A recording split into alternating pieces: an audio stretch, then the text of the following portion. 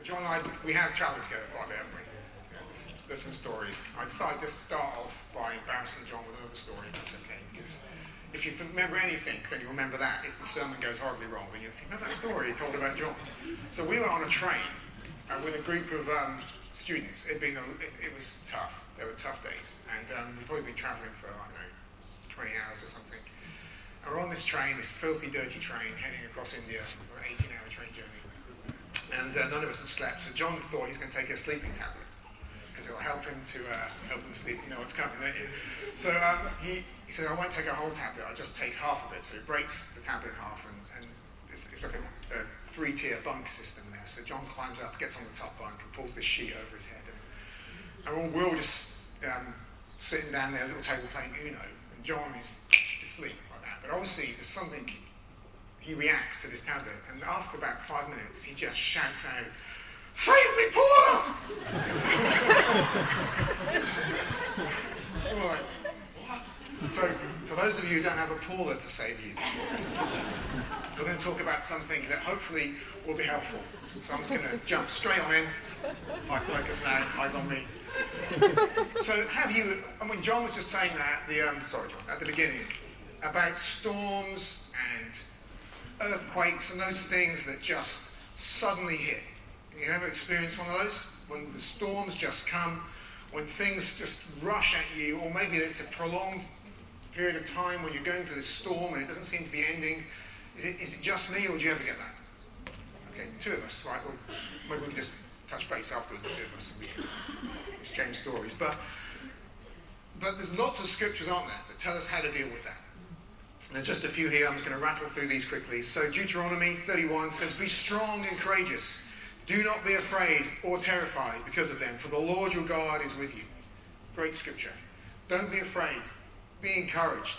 And then Isaiah, "But those who hope in the Lord will renew their strength. They will soar on wings like eagles. They will run and not grow weary. They will walk and not faint." Philippians 4, "I can do all things through Christ who gives me strength." Hebrews 10, "Let us hold unswervingly to the hope we profess, for he who promised is faithful." And there's thousands of other scriptures like that. It just encourage us. It's going to be okay. It's going to be all right. We just sang, didn't we, that he's faithful in the storm, and we know that's something to hold on to. So we have all of these things, but sometimes it's not easy, is it? Even though you have the scripture, even though you have the word, sometimes it's just not easy to hold on to those things, if we're honest. And that's why it's important that we just keep reminding ourselves, going back to the word and keeping on going over it until it becomes a part of us. But, if I'm honest, there's times in my life when even though I know those things, I still struggle. How is God going to turn this time? How is he going to do it this time? How is he going to make it happen? We can't see a way through, can we? You ever had that when you just can't figure it out for God? He doesn't ask us to, but quite often we sort of take that on board, don't we? Yeah, God, I'll figure it out for you, and then when I've got it figured out, I'll tell you what to do, and then you can do it. To take some of the workload off God's desk. But sometimes we just can't figure it out, can we? And that's what I want to talk about. What do we do in situations when we just can't figure it out? Maybe that's the situation that you're in this morning, and you just don't know how to help God on this one. So, that's a joke. Really, I think what we need to do, what helped me was about 20 years ago, when I was 5, I watched this DVD. I watched it on DVD. It wasn't online. It was a DVD, and it was Louis Giglio sharing a message called "Indescribable." And in that, he talked about the size of the universe and everything, and that sparked my interest in astronomy, which I won't get into if I start yawning. Oh, here we go again. But something that came out of that, and it was this: is that what we need to do, we need to right-size God. Say that again. We need to right-size God. Sometimes we have this idea of God that just does not do him justice. And actually we probably can't right-size God because he is, as the song says, indescribable. But what I want to do this morning and try to do is to put God in context or put your problem in context with the size of God. Because once we start right-sizing him, we think, all of these things are possible. God can do anything. So to do that, we need to go back right to the beginning. Right? And we're going to go right back to the beginning in Genesis 1:1. So you can't go back much further than that. And Genesis 1:1 says this: in the beginning, God created the heavens and the earth. In the beginning, God created the heavens and the earth. And sometimes we just skim over that. Yes, in the beginning, God created the heavens and the earth.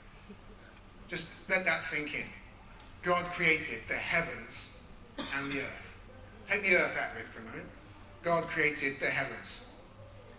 It's just God created the heavens. 4 words.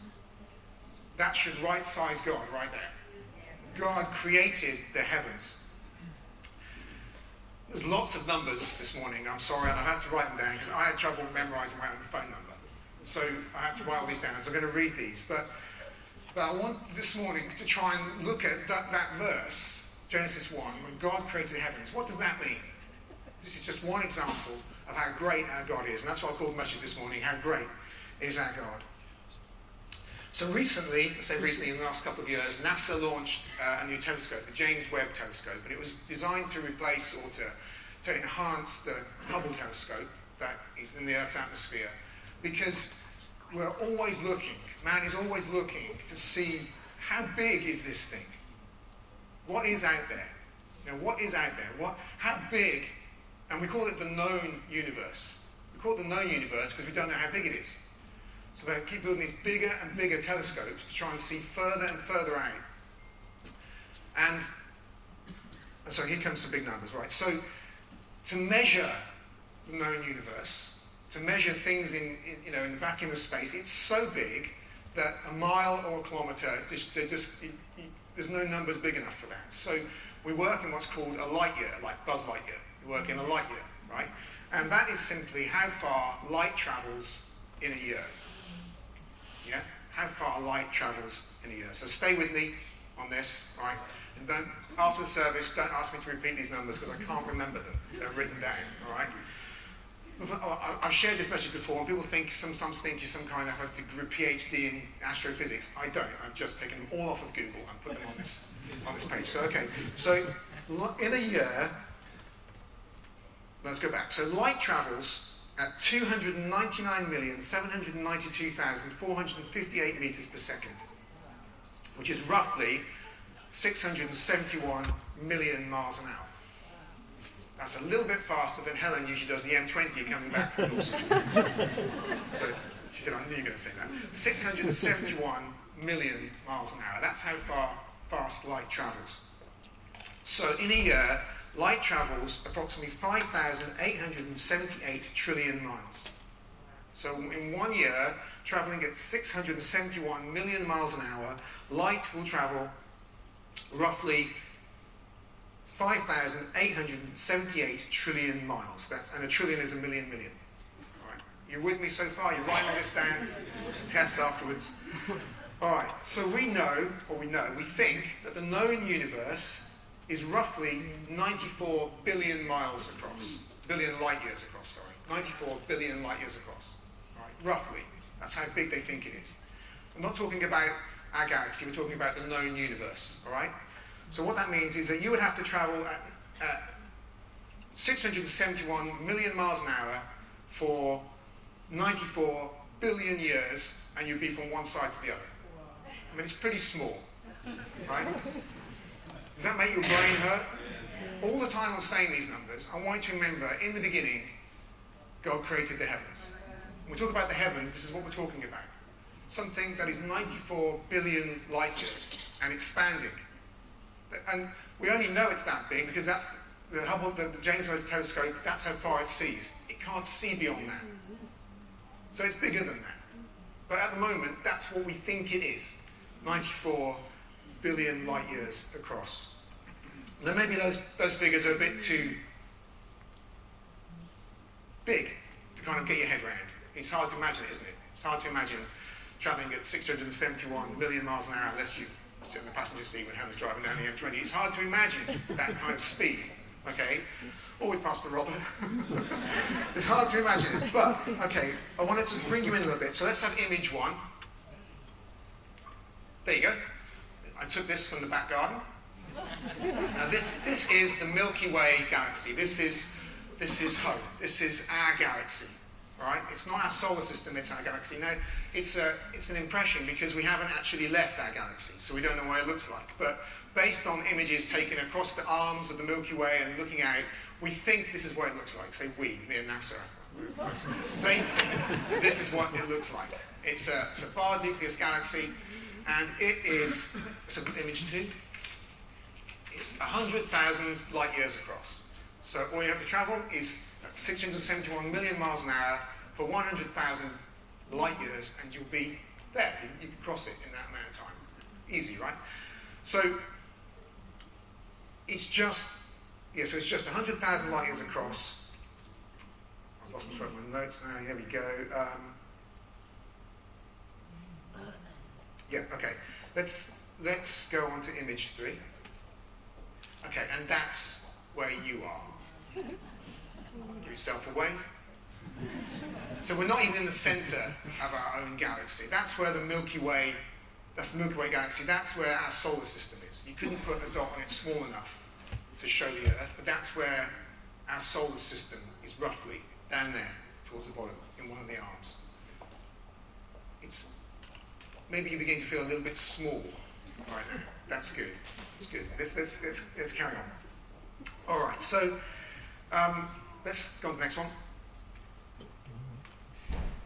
There we go. So this is Voyager. So in 1972, 1972, NASA launched this probe, Voyager, and it was to go to the edge of our solar system. So I was 1 at the time when that was launched. And Voyager was on this incredible Voyager discovery to photograph the planets, and it's still going. They still have contact with Voyager. But it's now been traveling at about 35,000 miles an hour. And it's been doing that for 51 years, 35,000 miles an hour. That's quite quick, right? That's just roughly 23 times faster than a rifle bullet. It's been traveling 23 times faster than a bullet from a gun for 51 years, and it still hasn't left our solar system. Just our little neighborhood in our galaxy. You know, I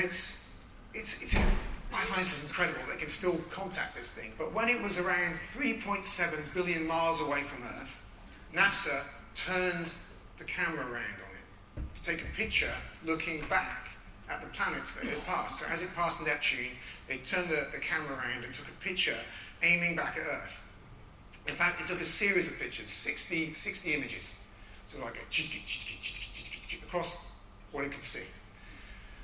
Exciting, right?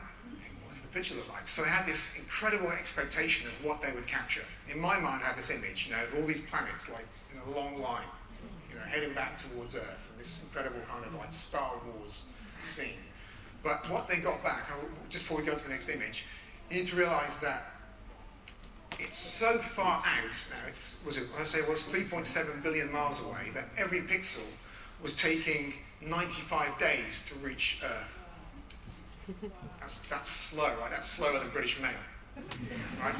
It was taking that long to get back to Earth. So eventually they waited and they waited and they waited. So it was, how long did it take them?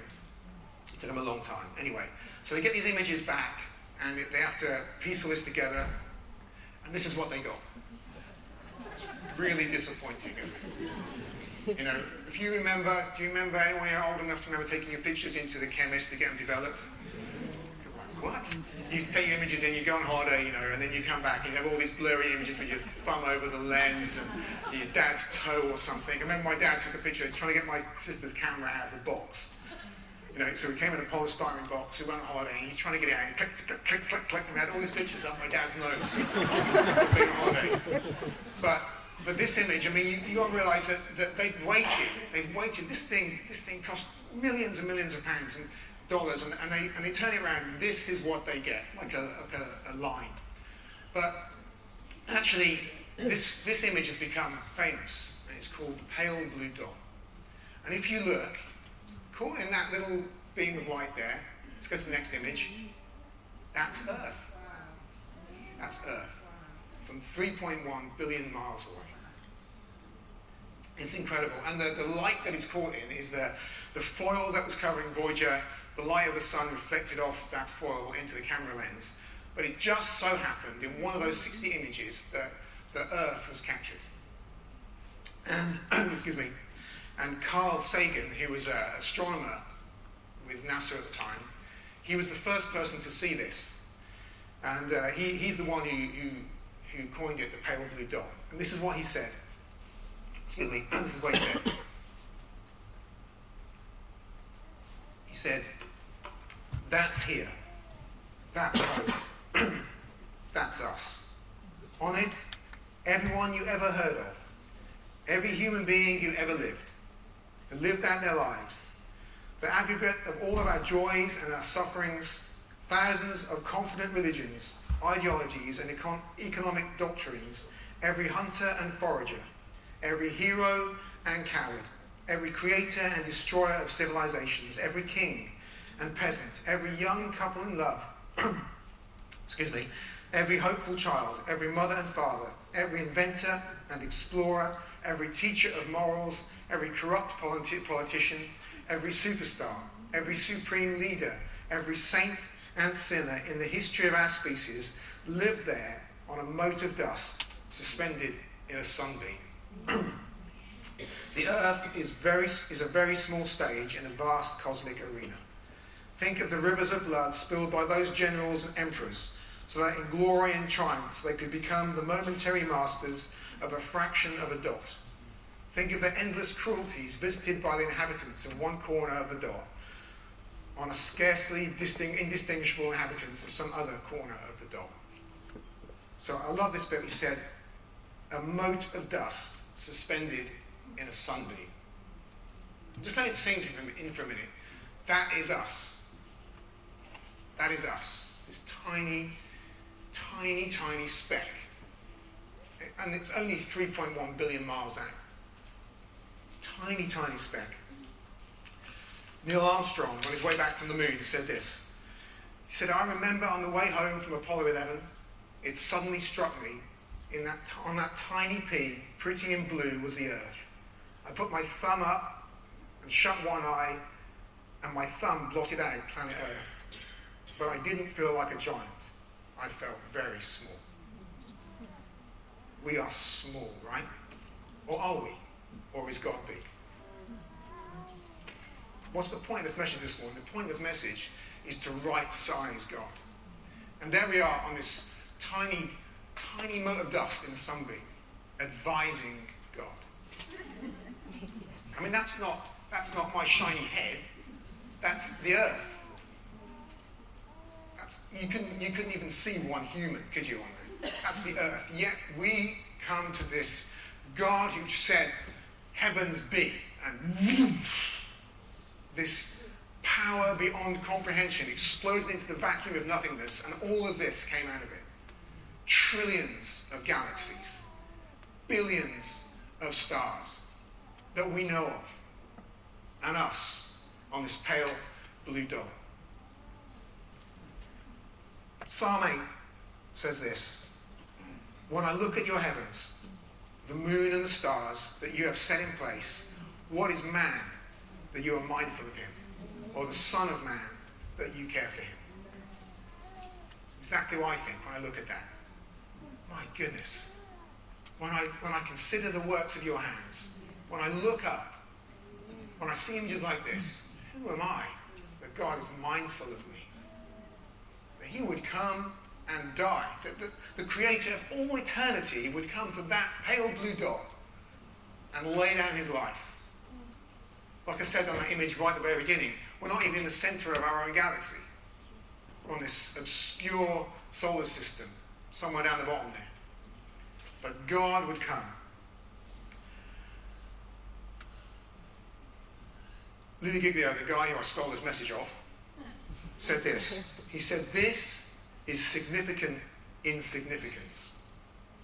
Because as tiny as we are known and prized by Majesty, who sent of us and loves us and knows us, even though we are teeny tiny We are teeny tiny, itty bitty people on a little bitty speck floating through the vast cosmos that he has made. I love that this is significant insignificance, that we are known and prized by majesty. Isn't it incredible? What's the point of this message this morning? Is to right-size God.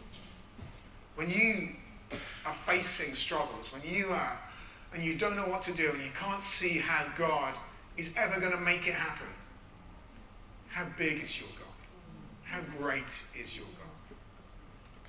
How great is he? Does he really need the bank manager's permission?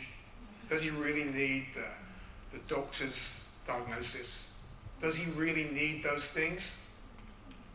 When it comes to family, when it comes to relationships, does he really need anything? When this is just a tiny, tiny speck. Yet he, in the moment, in 4 words, this came out of his mouth. How great is our God?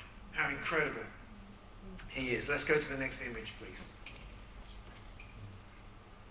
Okay, I'll read that again.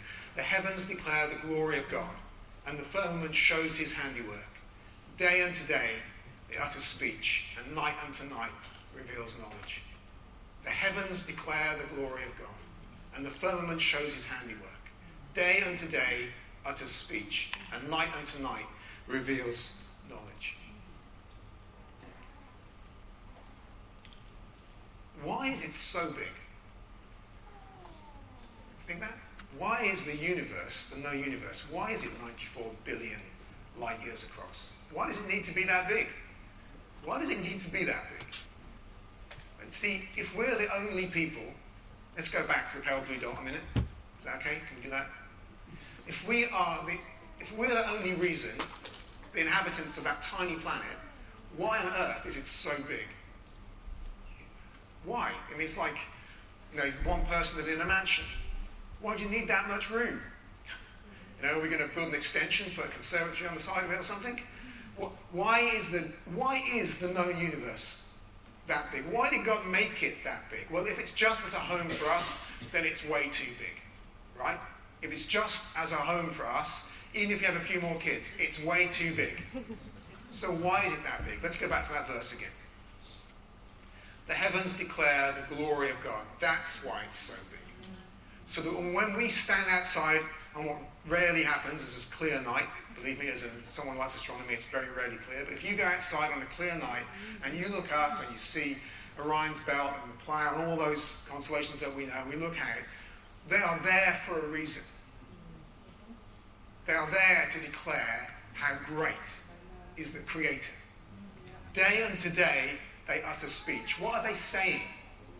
They're saying, God is really, really, really, really big. That's what they're saying. They're saying he's beyond your comprehension.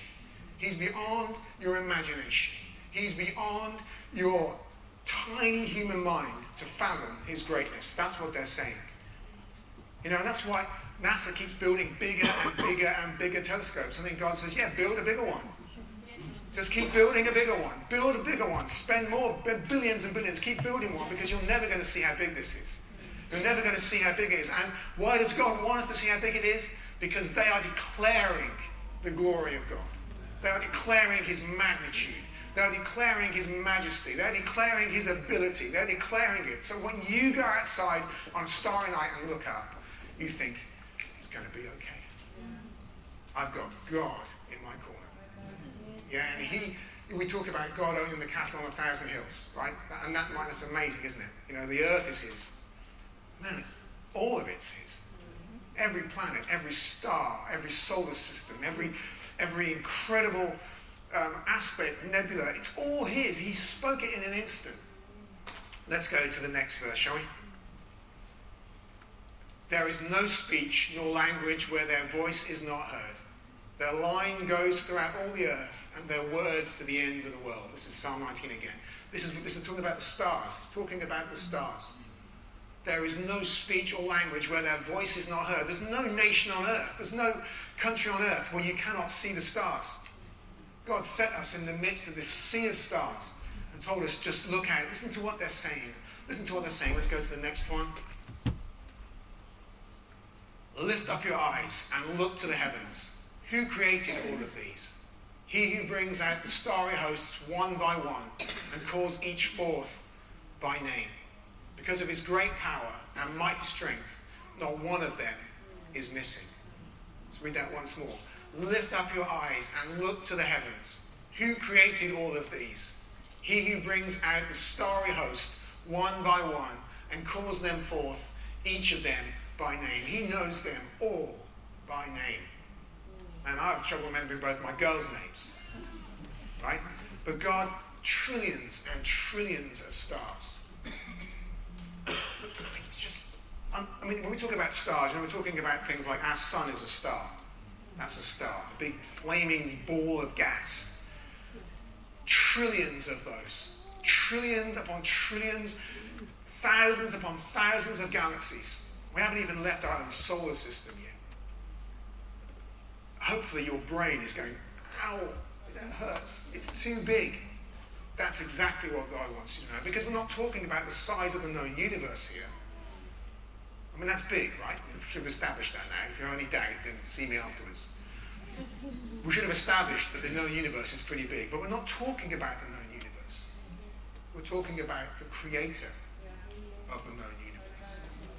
And in one line, on the first page of your Bible, so like I said at the beginning, we skip over, God created that in an instant. Oh, it's amazing, isn't it? It's incredible. Is that the last one? Last scripture? Yep. Okay. So, what's the point of this, Jenna? What's the point of this morning? You think, what I don't need to do is go away and talk about, how fast light travels, or, how old Voyager is, or how old Simon is. I don't want you to go away and take those things away. I want you to take away something that is much more precious than that. I want you to take away that God has been right-sized. And like I said, we don't know how big God is. I can't tell you how big God is. But we can look at the works of his hands. We can say, I don't know. I don't know how great God is. I don't know how big he is. I don't know the extent of his power. I don't know that. But what I do know is that he made that. And if he made that, then he's pretty powerful. He's pretty mighty. And I do know that if he made all of that, this vast expanse that I've tried to sort of capture by giving you some big numbers this morning, yet, he would come to earth and die on a cross. That not only is he great and powerful, but I know that I am loved by him. I am prized by him. We couldn't even make out the earth, never alone me, on the earth. But yet God saw me, Bible says, and he knew my days when as yet there were none. But he knows how many hairs were on my head. He knows me. He knows me. This creator of expanses of eternity knows me and loves me. And when I come to pray now, this is what goes through my mind.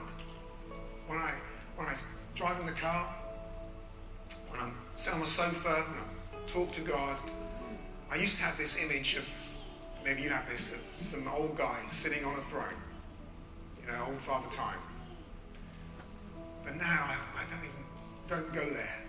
I just think, God, I just thank you that as I come to you, I come to the one who is greater, more mighty, more powerful, more awesome, indescribable, beyond comprehension, yet the one I call Father, the one who loves me with an everlasting love, the one who knows me, the one who's proven his love for me again and again and again, who's shown me how much he cares for me by dying for me. And I feel my spirit begin to stir, and I know it's going to be okay. It's going to be okay. So this morning as we close, maybe we could just stand together as that.